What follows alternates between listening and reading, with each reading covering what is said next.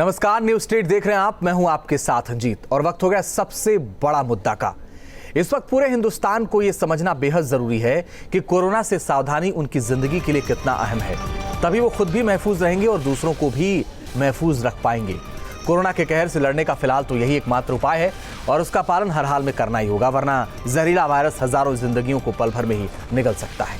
2 महीने से मंदिर, घाटों, मस्जिद, चर्च सब तरफ सन्नाटा पसरा है। लेकिन अनलॉक 1 में जून यानी 8 जून से धार्मिक स्थलों को खोलने की इजाजत गाइडलाइन में दी गई है, क्योंकि धार्मिक स्थलों पर सन्नाटे की वजह से कुछ लोगों की रोजी रोटी का संकट भी खड़ा हो गया था। तो सीधा और बहुत छोटा सा सवाल है आज का, अगर 8 जून से खुल जाएगा तो क्या धार्मिक स्थल खुलेंगे तो कोरोना का संक्रमण और तेज नहीं हो जाएगा? धार्मिक स्थलों में गाइडलाइंस का पालन होगा, इसकी क्या गारंटी है? धर्म संकट में आज चर्चा इसी पर, क्योंकि एक तरफ तो लगातार मामले रोज बढ़ रहे हैं, ऊपर से अगर आप धार्मिक स्थलों को खोल रहे हैं, तमाम चीज़ों को खोल रहे हैं, तो फिर मामले आखिर बढ़ेंगे तो आगे क्या होगा? लेकिन एक रिपोर्ट पहले आपको दिखाते हैं।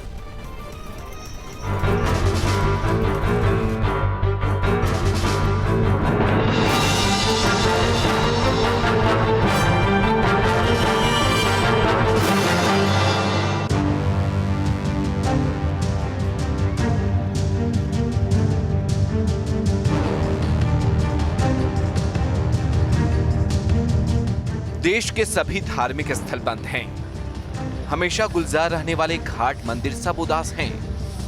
पुरोहितों की चौकियां खाली हैं। अपनी परंपरा, आस्था के दम और विश्वास पर रिझाने वाले मंदिर, घाट, ठौर, ठिकाने सब सुनसान हैं। जिनके सहारे हजारों परिवारों का चूल्हा जलता था, अब वो 2 जून की रोटी के लिए तरस रहे हैं। धर्म नगरी वाराणसी में अब कर्मकांडी पंडितों के सामने रोजी रोटी का संकट खड़ा हो गया है। उनका कहना है कि अगर जल्दी से मंदिर के पट न खुले और मांगलिक कार्यक्रम शुरू नहीं हुए तो उनके सामने अब जीविका चलाना मुश्किल हो जाएगा। सभी कर्मकांडी ब्राह्मणों को और यहाँ तक कह दो महंतों को भी कहीं ना कहीं से परेशानी तो है ही है। ब्राह्मण 3 महीने से अपने घरों में बैठा हुआ है, तो ऐसे में मंगल की कामना हम कैसे कर सकते हैं? हम सरकार से यही चाहते हैं कि शीघ्र ही मठ मंदिर खुल जाए तो हमारा जैसा रोजी रोटी चलता है वो पुनः चलने लगे। धर्मगुरु और आचार्य सभी मांग कर रहे हैं कि कम से कम नियमों का पालन करते हुए मंदिर के पट खोल दिए जाएं। अब मठ मंदिरों को खोलने का निर्देश दिया जाए। श्रद्धालुगण मंदिर में आएंगे तो भगवान की अर्चना पूजा करेंगे, प्रार्थना करेंगे। हम सनातन परंपरा के मानने वाले व्यक्ति हैं, तो हमारा पूरा विश्वास है कि इसमें भी हमें सफलता मिलेगी। तो वहीं मौलाना खालिद रशीद फरंगी महली ने सीएम योगी को चिट्ठी लिखकर इबादत गाहों को खोलने की मांग की है। जितने भी इबादत गाहें हैं, जितने भी प्लेसेस ऑफ वर्शिप हैं, उनको खोलने की परमिशन दी जाए और इस सिलसिले में हुकूमत की तरफ से जो भी गाइडलाइंस होंगी, जो भी रूल रेगुलेशंस होंगे, उनको पूरी तरीके से फॉलो किया जाएगा। पश्चिम बंगाल में सभी धार्मिक स्थल 1 जून को खोल दिए जाएंगे, लेकिन तमाम मजबूरियों और हालातों के बीच बड़ा सवाल है कि क्या धार्मिक स्थल खुलेंगे तो कोरोना का संक्रमण और तेज नहीं हो जाएगा? धार्मिक स्थलों में गाइडलाइंस का पालन होगा, इसकी क्या गारंटी है? वाराणसी से सुशांत मुखर्जी और प्रयागराज से मानवेंद्र प्रताप सिंह के साथ टीम न्यूज स्टेट। लॉकडाउन के दौरान धार्मिक स्थलों के खोले जाने के फैसले को लेकर बीजेपी का क्या कुछ कहना है, दिखाते हैं आपको। कोरोना एक वैश्विक महामारी है, उससे निपटने के लिए लॉकडाउन करना, लॉकडाउन को एक्सटेंड करना और लॉकडाउन में ढील देना, ये सारे निर्णय सरकार, हेल्थ एक्सपर्ट्स, फाइनेंशियल एक्सपर्ट्स और अन्य संस्थाओं के एक्सपर्ट्स से वार्ता के पश्चात, उनसे राय मशविरा के पश्चात सरकारी निर्णय लेती है। निश्चित रूप से मंदिर, मस्जिद, गुरुद्वारे खुले, इसमें कोई आपत्ति नहीं है, लेकिन निर्णय इन विशेषज्ञों से राय के पश्चात सरकार लेगी।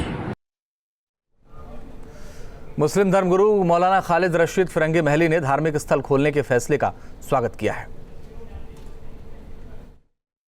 प्लेसेस ऑफ वर्शिप हैं, इबादतगाह हैं, उनको सर्टेन रूल्स एंड रेगुलेशन और रिस्ट्रिक्शंस के साथ खोलने का जो ऐलान किया, उसका हम दिल की गहराइयों से इस्तकबाल करते हैं, स्वागत करते हैं और तमाम इबादतगाहों के जिम्मेदारों से यही अपील करते हैं कि इस सिलसिले में जो भी गवर्नमेंट के गाइडलाइंस हैं या जो भी गवर्नमेंट गाइडलाइंस बनाए उस पर पूरी तरीके से अमल किया जाए और सभी लोग, सभी मजहबी रहनुमा अपने अपनी इबादत गाहों में अपने अपने मजहब के एतबार से ऊपर वाले से ये दुआ करें कि अल्लाह भगवान ईश्वर गॉड हमारे इस मुल्क से और पूरी दुनिया से कोविड-19 का जल्द से जल्द खात्मा कर दे। और इसी पर बात करने के लिए मेरे साथ मजहर अब्बास साहब जुड़ रहे हैं, मुस्लिम धर्मगुरु हैं। मनोज मिश्रा जी जुड़ रहे हैं, प्रदेश प्रवक्ता भारतीय जनता पार्टी। एडवोकेट कपिल श्रीवास्तव जुड़ रहे हैं, समाजवादी पार्टी का पक्ष रखेंगे। सत्यजीत सिंह अतवारा साहब जुड़ रहे हैं, प्रवक्ता हैं PSPL के। और साथ ही मेरे साथ थोड़ी देर में जुड़ेंगे आचार्य राम नारायण द्विवेदी जी, महामंत्री हैं काशी विद्वत परिषद के। आप सभी का बहुत स्वागत है। पहला सवाल मनोज जी आपसे, जब आप देख रहे हैं कि लगातार मामले बढ़ रहे हैं, आज रिकॉर्ड तोड़ 7,000 से ज़्यादा मामले आए इस देश में 24 घंटे में, ऐसे में धार्मिक स्थलों को भी खोल देना आपको उचित लगता है?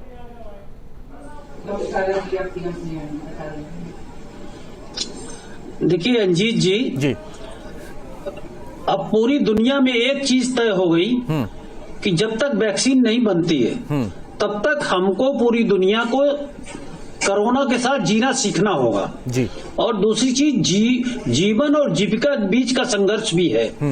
हमें बीच से रास्ता निकालना होगा। हमें जनता का, देश का जीवन भी बचाना है लोगों का और उनकी जीविका की व्यवस्था भी करनी है जी। आप ये देखिए कि अगर जीविका की व्यवस्था नहीं होगी तो भी बहुत मुश्किल खड़ी हो जाएगी, अगर जीवन नहीं बचेगा तो भी बहुत मुश्किल खड़ी हो जाएगी। तो इस पूरी स्थिति में देश की जनता का जो अब तक सहयोग मिला है सरकार को, चाहे वो प्रदेश सरकार हो चाहे केंद्र सरकार हो, या दोनों सरकारों के जो प्रयास रहे, चाहे केंद्र सरकार के प्रयास हो चाहे प्रदेश सरकार के प्रयास हो, अपने स्तर पर वो अधिकतम थे। उसमें हो सकता कोई गड़बड़ियां रही हो, इससे इनकार नहीं किया जा सकता, लेकिन प्रयासों में कमी नहीं हुई। अब इन सबके मद्देनजर ये दिमाग में रखना पड़ेगा कि कब तक बंद किया जा सकता है। तो ये अपने ऊपर भी एक अंकुश लगाना पड़ेगा, चाहे कोई संस्था हो, चाहे स्कूल हो, चाहे कॉलेज हो, चाहे मॉल हो, चाहे सिनेमा हॉल हो या धार्मिक स्थल हो, कोई भी जगह हो जहां पर भीड़ इकट्ठी होती है, वहां पर सोशल डिस्टेंसिंग सहित अन्य मानक अपनाने पड़ेंगे जो इस व्यवस्था के लिए ठीक माने जाते हैं, जिनको सरकार समय समय पर गाइडलाइन देती है।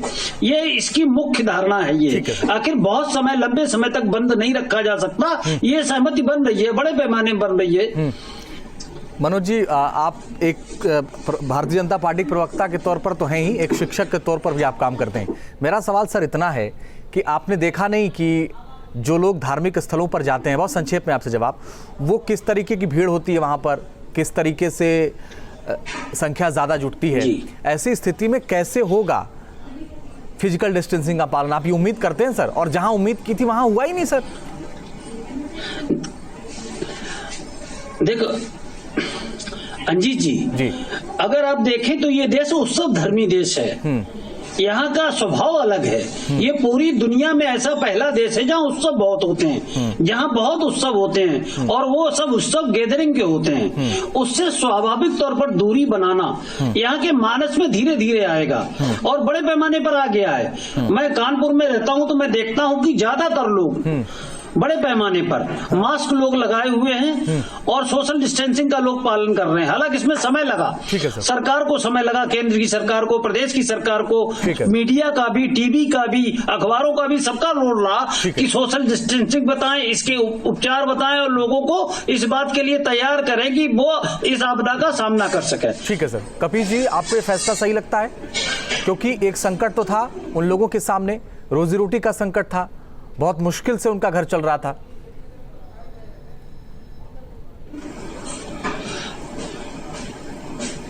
अंजीत जी, बिल्कुल इस बात को रखने से पहले थोड़ी सी भूमिका बहुत जरूरी है। वो इसलिए जरूरी है कि जिस समय 500 इसके कोरोना के मरीज थे, उस समय लॉकडाउन किया गया और किसी से भी राय मशवरा करे बगैर हमारे प्रधानमंत्री जी ने ये निर्णय अचानक लिया था। और जबकि 13 मार्च तक इन्हीं का स्वास्थ्य विभाग इस बात को कहता रहा कि कोरोना से कोई घबराने की स्थिति नहीं है, सब चीजें नॉर्मल है और सरकार इस पर ध्यान बनाएगी। वो 9 दिन में अचानक इनको लॉकडाउन करना पड़ा और किसी से इन्होंने कोई मशवरा नहीं किया था। इसलिए ज्यादातर जवाबदेही तो इनकी बनती है, क्योंकि आप बताएं कि जब लॉकडाउन किया गया और मजदूरों को रोका गया जगह जगह पर, और ये कहा गया कि कोई भी यहाँ से वहां नहीं जाएगा। अचानक ट्रेन के चक्के जाम कर दिए गए, परिवहन निगम के चक्के जाम कर दिए गए, लोकल बसेस के चक्के जाम कर दिए गए। तो ऐसी स्थिति में अब जब संक्रमण बहुत ज्यादा हो गया, अमीरों से आई बीमारी जब गरीबों को संक्रमित कर गई, तब तो आप गांव गली और कूचे में भेज रहे हैं। और ये कौन सा लॉकडाउन है? मैं तो बड़ा ताज्जुब में हूं कि लॉकडाउन का मतलब क्या होता है। लॉकडाउन के अंदर ये वही स्थिति है जैसे ऊपर से बोरा बांधा हो और नीचे से उसकी सीलन खोल दी गई हो। तो सरकार ने कोई भी डिसीजन ऐसे नहीं लिए जिसकी सराहना की जा सके। अब उनके हमारी उत्तर प्रदेश सरकार की टीम 11 और हमारी केंद्र सरकार की जो भी उनके 11 फोन आता पूछा जाता तो सोचना चाहिए कि अगर आप शराब की दुकान, आप कहते हैं हाँ कर दिया जाए तो करते, क्योंकि आप ही से पूछना पड़ेगा। आपके राष्ट्रीय, क्योंकि आपके राष्ट्रीय अध्यक्ष तो ट्विटर मैं बहुत सामान्य सा व्यक्ति हूं। मैं कह रहा हूं सर, क्योंकि आप ही से पूछना पड़ेगा, क्योंकि आपके राष्ट्रीय अध्यक्ष ट्विटर के अमानत कोई दिखते नहीं सर। नहीं, मेरी बात, आप जैसे कार्यकर्ता ही हैं जो सड़क पर हैं सर, बहुत ईमानदारी से कह रहा हूं सर। नहीं अंजित जी, ये गलतफहमी है लोगों की। नहीं सर, हमारे राष्ट्रीय अध्यक्ष जी पर बहुत ईमानदारी से मैं भी आपको एक बात कह रहा हूँ कि हमारे राष्ट्रीय अध्यक्ष जी के पास कामों की कमी नहीं है। पूरी एक बड़ी पार्टी प्रदेश के अंदर चला रहे हैं, वही तो दूर कर दीजिए सर, बता दीजिए ना कहाँ दिखे आपके राष्ट्रीय अध्यक्ष लगे हुए। लेकिन मैं अंजित जी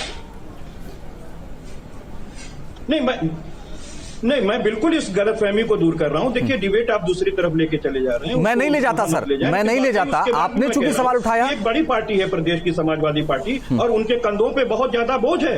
और प्रदेश कार्यालय से को संचालित करते हुए, राष्ट्रीय बहुत ही अच्छा संचालित करते हुए, और प्रदेश और जिले तक के आंतरिक, बहुत बढ़िया सर। मनोज जी, मैं आऊंगा आपके पास एक मिनट। अपने कार्यकर्ताओं को जो मजहर अब्बास साहब, डॉक्टर मजहर अब्बास साहब, इस बात का सवाल उठाया जा रहा है कि मंदिर हो या मस्जिद हो या चर्च हो, बात पे फोकस करना चाहता हूँ। ठीक है, मैं आता हूँ कपी जी आपके पास, दोबारा आ जाऊंगा सर। कपी जी मुझे एक मिनट दे दीजिए, मैं दोबारा आ जाऊंगा। दो लोग और हैं सर पैनल में।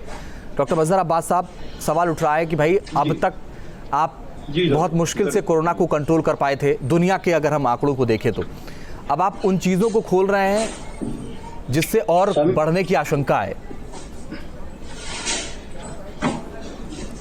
देखिए, ये सरकार की मजबूरी भी है और इसके पीछे सीधे सीधे आर्थिक पहलू जुड़े हुए हैं। धर्म तो भारत में बहुत ज़्यादा प्रचलित है ही है। हम लोग एक धर्म भीरू देश के रूप में जाने जाते हैं। अब सवाल ये हो रहा है कि जब एसेंशियल सर्विसेज की दुकानें खुल रही हैं, फर्नीचर की दुकानें खुल रही हैं, तो मंदिर मस्जिद क्यों ना खोले जाएं। लेकिन एक पहलू जो है मैं उसको जरूर यहाँ पर उजागर करना चाहूंगा कि वर्ष 2018 में माननीय सर्वोच्च न्यायालय ने एक निर्णय दिया था जिसमें जितनी भी प्लेसेस ऑफ वर्शिप थी उसके लिए दिशा निर्देश जारी किए गए थे। उसमें यहाँ तक भी लिखा हुआ था कि कितने लोग वहाँ पर सेवारत हैं उनकी भी लिस्ट होगी और दर्शनार्थियों को आने जाने की पंजिका भी रहेगी। उस पर तो कोई काम किया नहीं गया। अगर वो काम हो गया होता तो आज ये जो सवाल उठ रहे हैं ये नहीं उठते। दूसरी बात सबसे बड़ी ये है कि अभी तक कहीं ये जिक्र नहीं आया कि दरगाहों का क्या होगा, क्योंकि देखिए वो दरगाहें जो हैं वो आस्था का केंद्र हैं, लेकिन इस्लाम का अनिवार्य अंग बहुत से लोग उसको नहीं मानते हैं। तो दरगाह वाले भी तो जो है उनकी रोजी रोटी का भी तो सवाल है यहाँ पर। वो क्योंकि अजमेर में लोग जो है वो क्या करेंगे, देवा शरीफ में जो लोग हैं वो लोग क्या करेंगे, मकनपुर शरीफ है वहाँ लोग क्या करेंगे, बहराइच में गाजी सालार मसूद की है, बहुत से लोग कह देंगे कि साहब ये तो इस्लाम का अंग ही नहीं है। तो सरकार को दिशा निर्देश जो है अगर 8 जून तक का समय लिया है, क्योंकि हम तो ये समझ रहे थे कि 1 तारीख को हो जाएगा येदियुरप्पा जी की वजह से, लेकिन 8 दिन का समय लिया है, तो मुझे लगता है कि जो दिशा निर्देश जारी हो उसमें इन सब पहलुओं पर गौर करना जरूरी होगा। और अब बहस तो देखिए ये मान के चलिए कि 80% लोगों को कोरोना में जीना पड़ेगा, और जो बात कह रहे थे लोग वो ठीक है, हमें कोरोना के साथ जीने की आदत डालनी होगी। ठीक बात है सर। सतजीत सिंह अतवारा साहब, आप तो कह रहे थे करोड़ों में पहुंच जाएंगे मरीज, और देखिए पैनल में लोग बैठे कह रहे हैं कि अब तो कोरोना के साथ ही जीना होगा।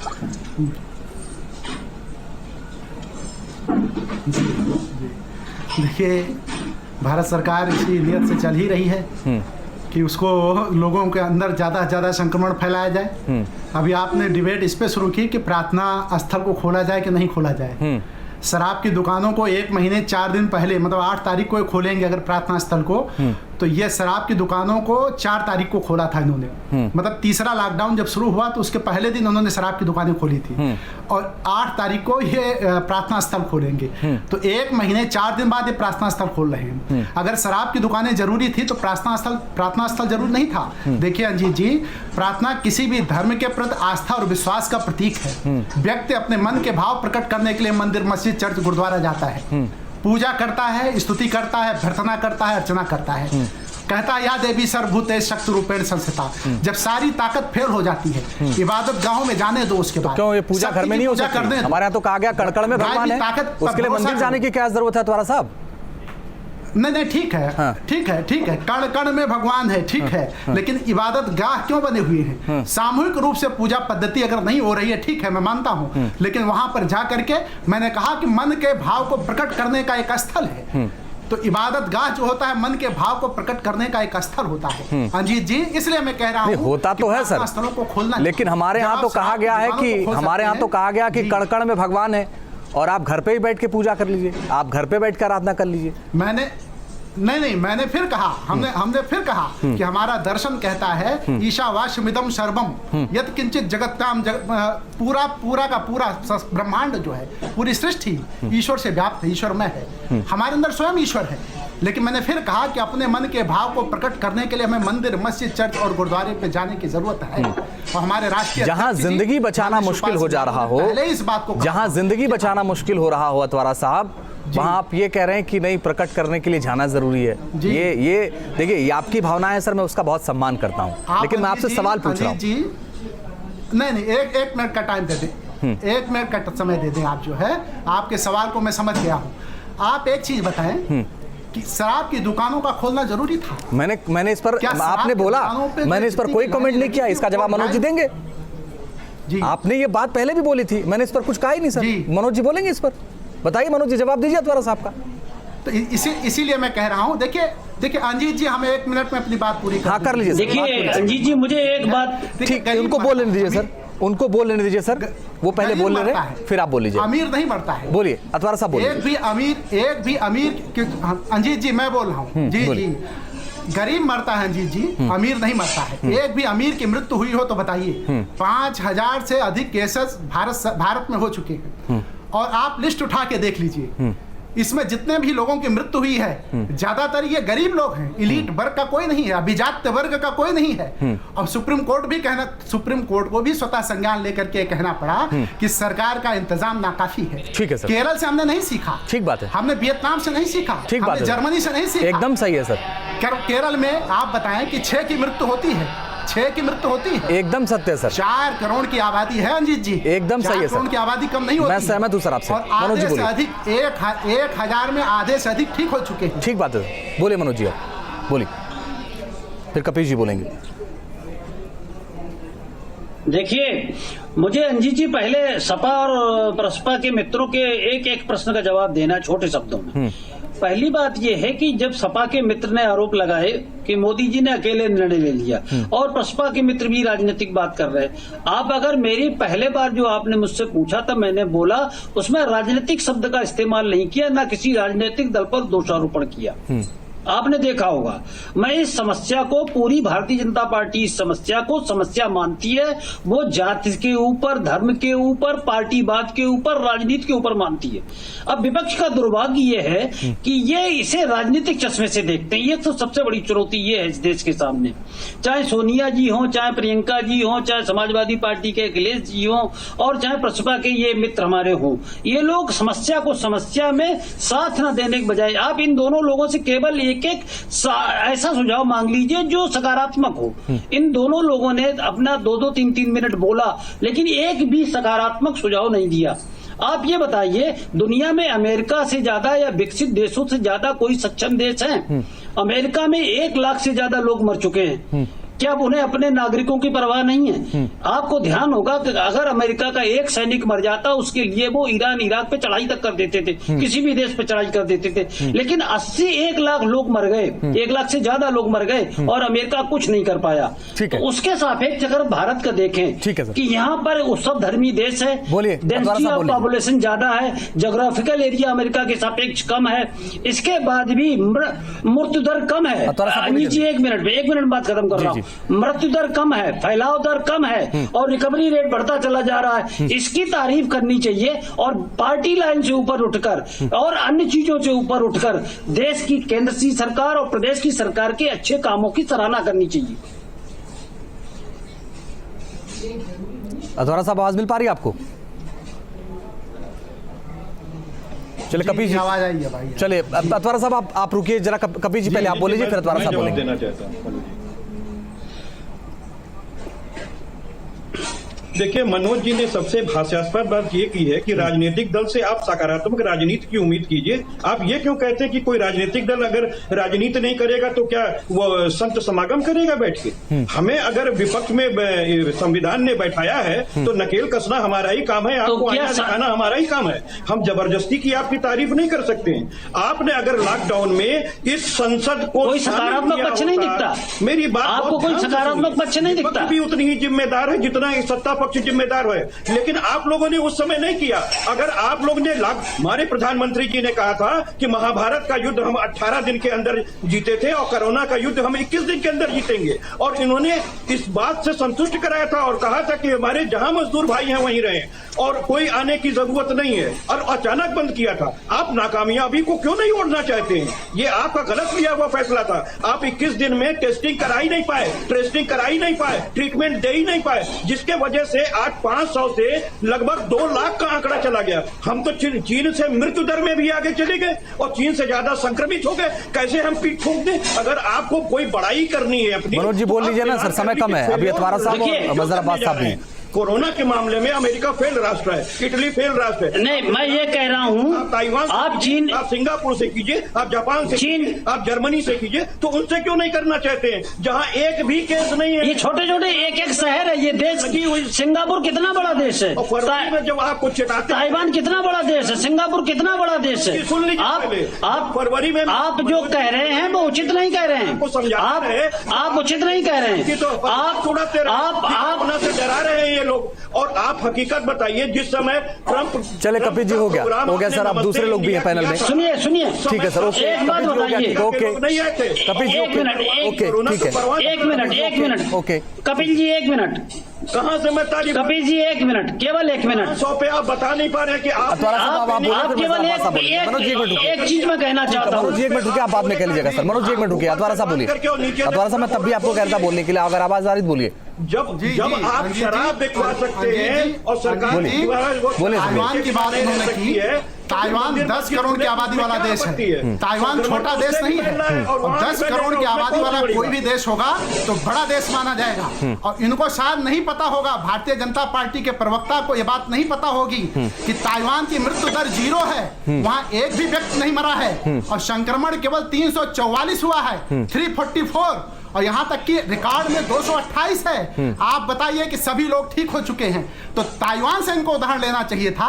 अमेरिका में, चाइना में जब 8 तारीख को घोषणा कर दी गई कि हमारे यहाँ कोरोना संक्रमण की संख्या बढ़ रही है, उसी समय ताइवान ने अपने जहाजों पर रोक लगाया। ताइवान ने जो भी लोग आए उनको क्वारंटाइन किया। लॉकडाउन वहां नहीं हुआ है, ताइवान में लॉकडाउन नहीं हुआ है। इनको ताइवान से सीखना चाहिए था। ठीक है सर। जर्मनी में 90% रेट है ठीक होने का, 90%। 8,000 मृत्यु दर थी, 1,80,000 संक्रमित हैं, 11,000 केवल एक्टिव केस हैं। 90% जो है वहां पे ठीक हो रहे हैं। सर्बिया से सीखना चाहिए था, तुर्की से सीखना चाहिए था, ठीक है सर, ओके ठीक है सर, ओके सर, ओके। वज़ीर-ए-आज़म साहब मुझे एक बात बताइए कि अगर ये धार्मिक स्थल खुलते हैं, इनसे कोरोना के मरीज बढ़ेंगे या आपको लगता है कि लोग पालन कर लेंगे, मान लेंगे, जो अब तक नहीं देखा गया है, चाहे फिजिकल डिस्टेंसिंग हो या और भी नियम हो? नहीं, देखिए, अगर प्रॉपरली रेगुलेट नहीं किया गया तो केसेस तो बढ़ेंगे ही बढ़ेंगे, और ज़्यादातर जो उत्सव होते हैं वो तो नहीं होंगे। अभी पर्यटन के तौर पर जो है कुछ केंद्र नहीं खोले जाएंगे, लेकिन अगर लोकल पॉपुलेशन की सोशल डिस्टेंसिंग की बात की जाए तो मुझे नहीं लगता है कि हम इस मामले में अभी उतनी तरीके से तत्पर हैं। तो अब ये जो गाइडलाइन जारी होगी उससे ये पता लगेगा कि किस प्रकार कोई श्रेणी बनने जा रही है मंदिरों की, कि A क्लास, B क्लास, या मस्जिदों की जहाँ तक बात है तो वहाँ पर कौन सी मस्जिदें जो हैं पहले खोली जाएंगी।